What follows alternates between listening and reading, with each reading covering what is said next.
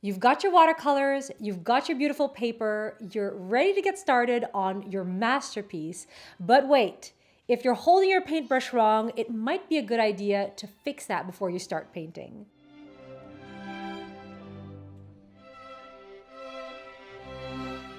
Hi artists, my name is Margot and I'm a professional artist. And today I have some tips and best practices for how to hold a paintbrush in order to make sure you're getting the most out of your creativity. Before we begin, I want to, put it out there that while this video will be a good video to get you started, one thing you'll never hear from me in any of my videos is that there is a universally right or wrong way to do things in art. I mean, sure, there are things that are academically encouraged because they'll make your life a little easier.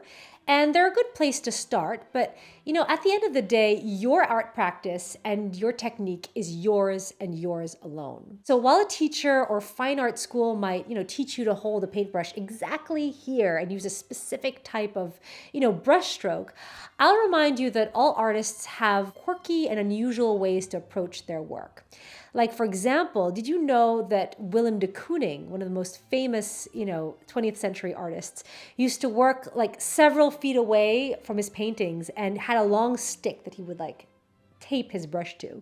Or Jackson Pollock, used to make marks on his canvases by dripping paint all over them. So there isn't a one-size-fits-all solution for everyone, and that's part of being a unique and individual artist. But with that said, I think it's always good to start with traditional methods first, and then you can always hone in on your preferences as you progress and become much more experienced. So, holding a paintbrush. A lot of first-timers pick up a brush and immediately take up what I call the pencil hold.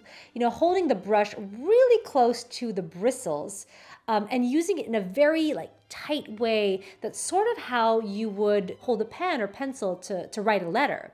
I also see people holding their brush way, way over here at the very end.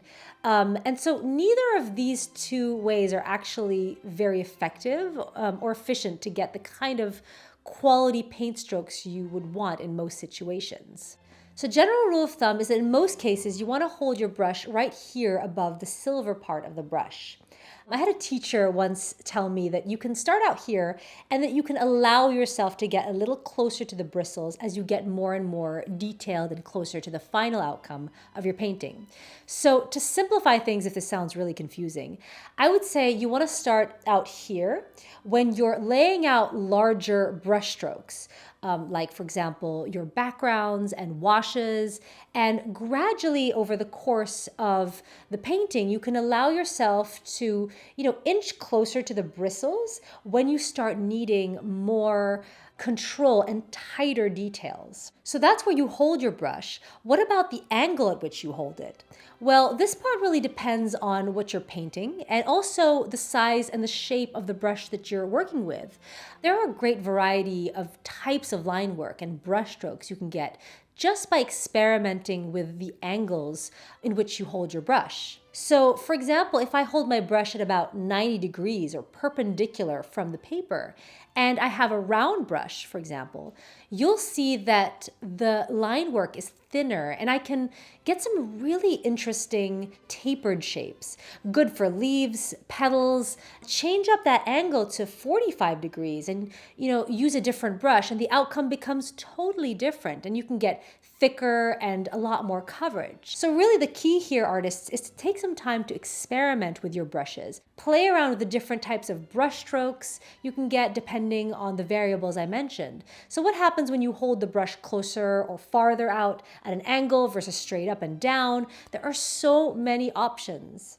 And speaking of brush shapes and types, if you want a more in-depth dive into the subject of brush shapes specifically, I have another video that goes into more detail about the different types of brushes that exist and how you can make them work for, what it is you're looking to do. And I'm going to link that in the card above. I hope this video was helpful and that it gave you insight for how to hold your brush for better results. And remember, the way you hold your brush and the way you approach your art is an incredibly personal one.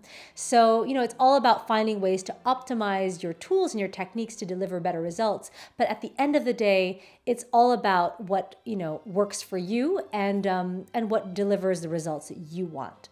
As always, thank you so much for watching and for joining me every week, and I will see you next time.